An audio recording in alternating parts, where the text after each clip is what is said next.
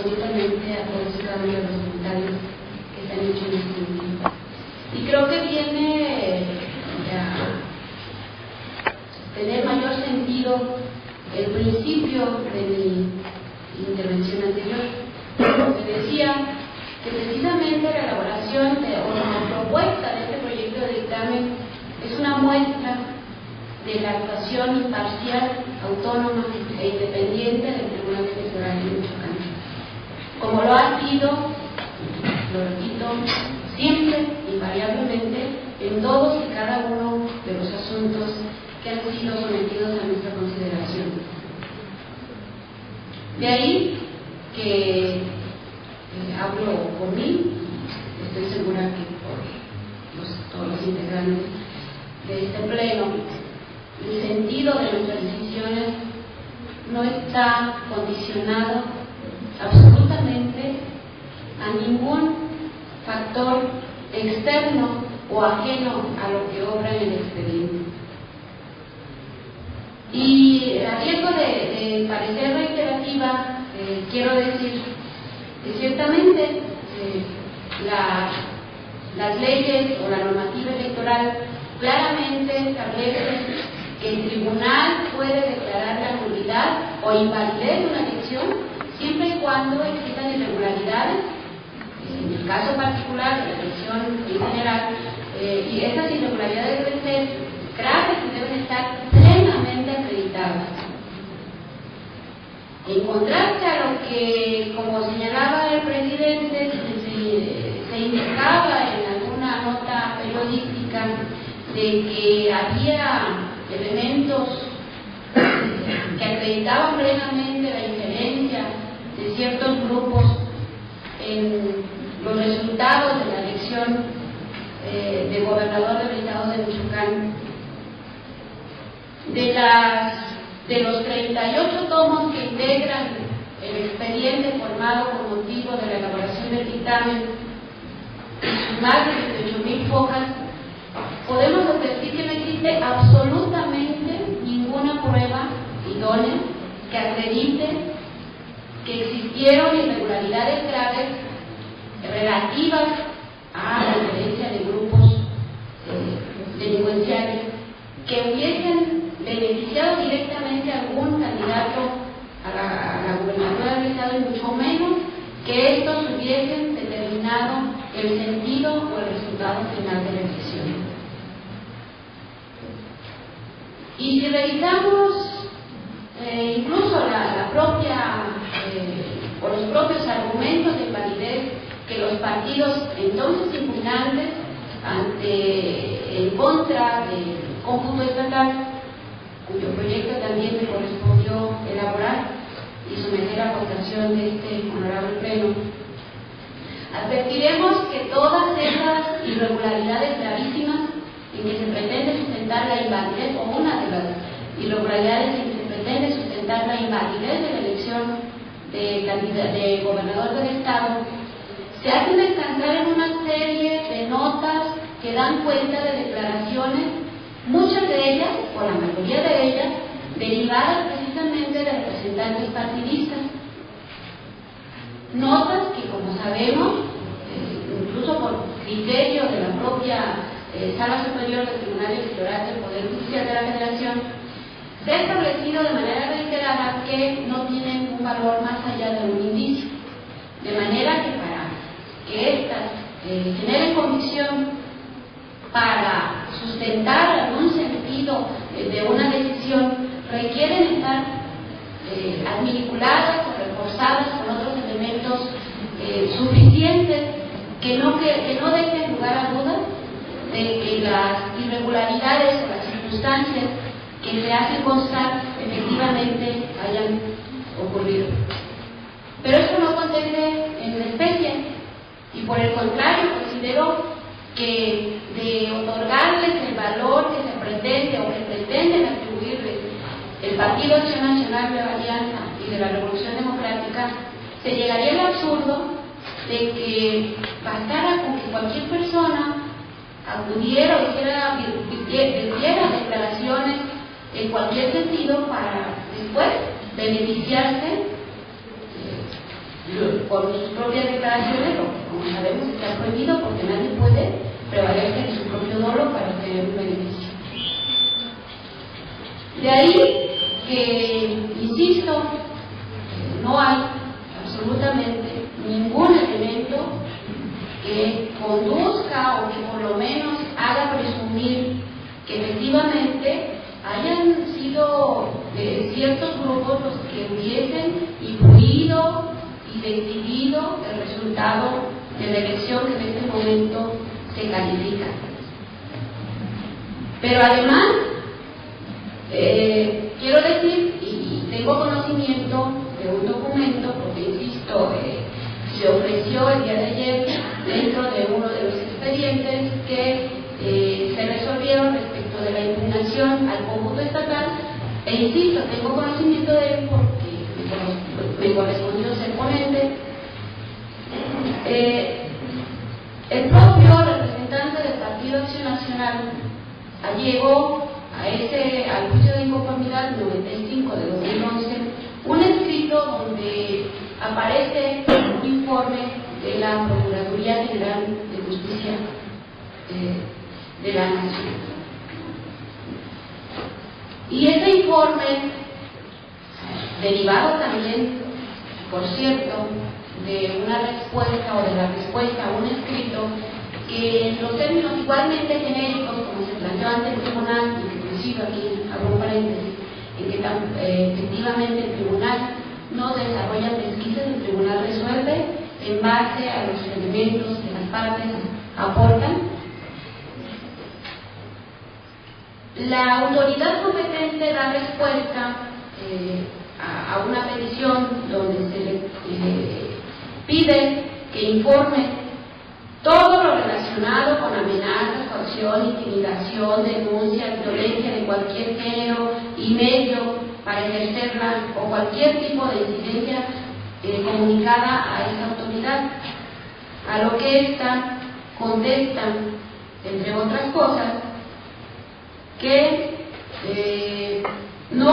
la información no se clasifica específicamente en coacciones de violencia de cualquier género y tampoco se tiene posibilidad de material de afirmar si las denuncias son relativas al desarrollo del proceso electoral, en virtud de que previamente tiene que realizarse una investigación correspondiente para llegar a una conclusión que corresponda a la probable comisión de un delito.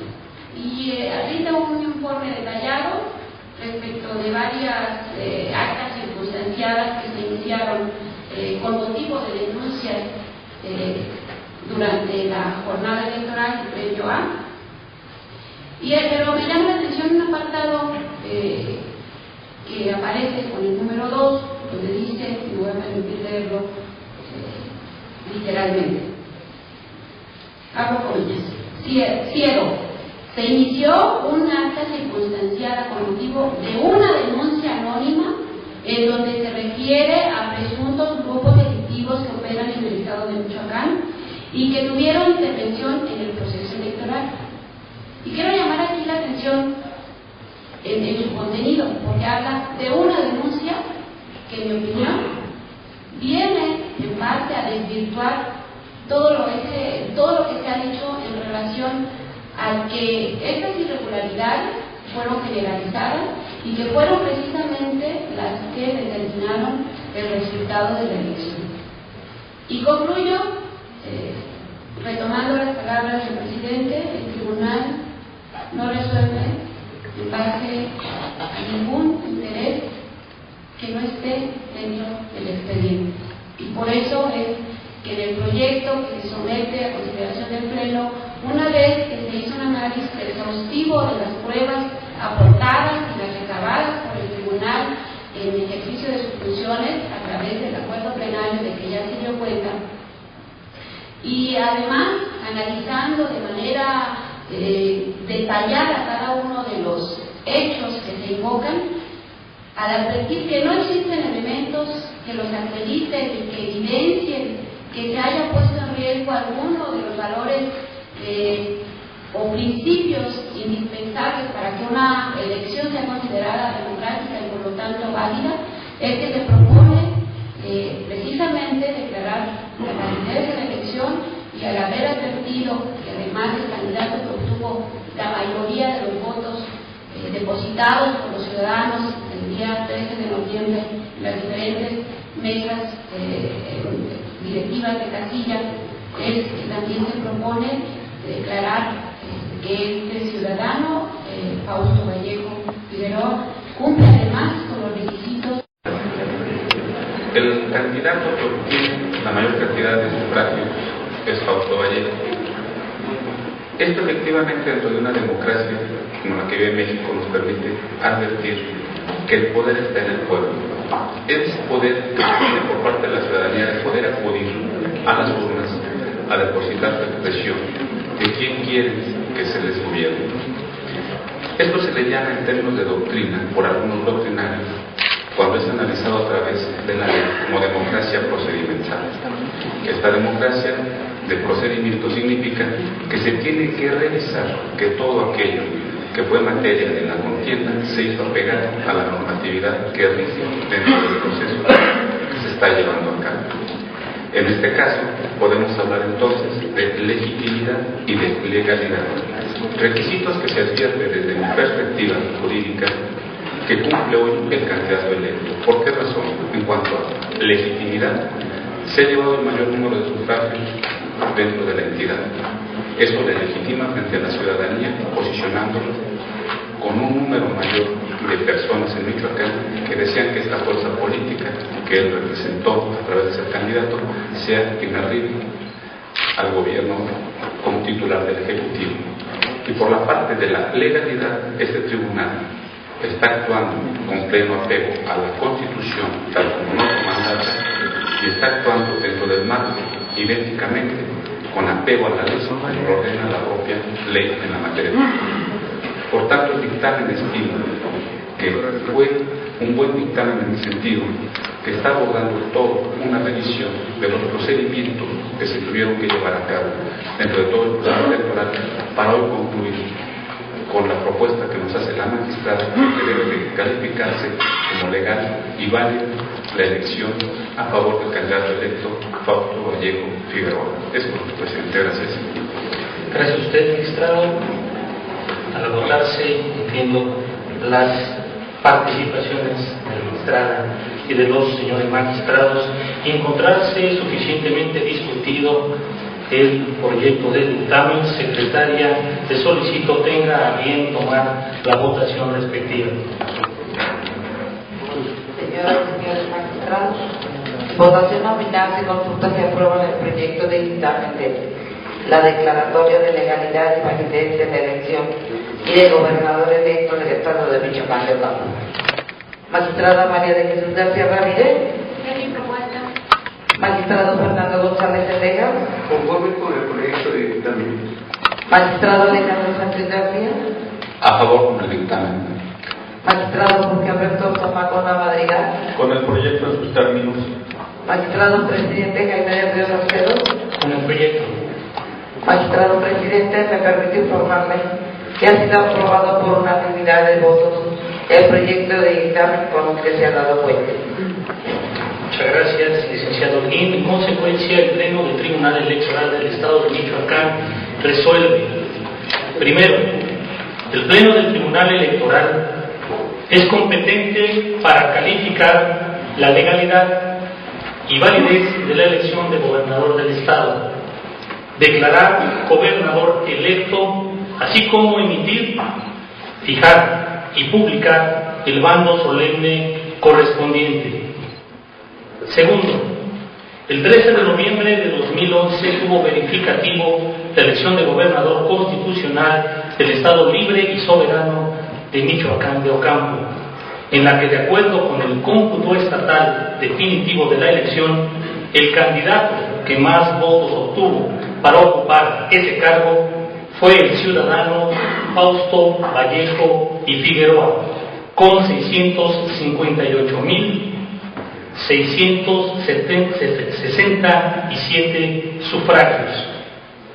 Tercero, la elección cumplió con todos los actos y requisitos legales previstos en la Constitución Política del Estado Libre y Soberano de Michoacán de Ocampo y en el Código Electoral de esta entidad. Cuarto, se declara legal y válida la elección de gobernador del Estado Libre y Soberano de Michoacán de Ocampo, celebrada el 13 de noviembre de 2011. Quinto, el ciudadano Fausto Vallejo y Figueroa satisface los requisitos de elegibilidad que se requieren para ser gobernador del Estado, establecidos en el artículo 49 de la Constitución local y 13 del Código Electoral, sin que le sea atribuible alguno de los supuestos de impedimento que para ocupar dicho cargo prevén el último de los preceptos y los diversos artículos 50 al 52 de la referida Ley Suprema. Sexto, se declara electo al ciudadano Fausto Vallejo y Figueroa como gobernador constitucional del Estado Libre y Soberano de Michoacán de Ocampo para el periodo comprendido del 15 de febrero de 2012 al 30 de septiembre de 2015. Séptimo, en su oportunidad expírase la constancia de validez de la elección. Asimismo, de ser el caso, emítase bando solemne de la presente declaratoria de legalidad y validez de la elección y de gobernador electo del Estado de Michoacán de Ocampo, mismo que deberá en su oportunidad ser fijado con la solemnidad correspondiente en las sedes de los poderes del Estado, publicado en el periódico oficial del Gobierno Constitucional del Estado de Michoacán de Ocampo y por lo menos en 2 diarios de mayor circulación en la entidad para su conocimiento general. Secretaria General de Acuerdos, el siguiente punto del orden del día. Magistrado Presidente, me permite informarle que han sido agotados los puntos del orden del día aprobados para esta sesión. No existiendo más asuntos que tratar, se declara cerrada esta sesión pública. Muchas gracias, magistrada. Muchas gracias, magistrados. Por supuesto, a todas y a todos los presentes, buenas noches.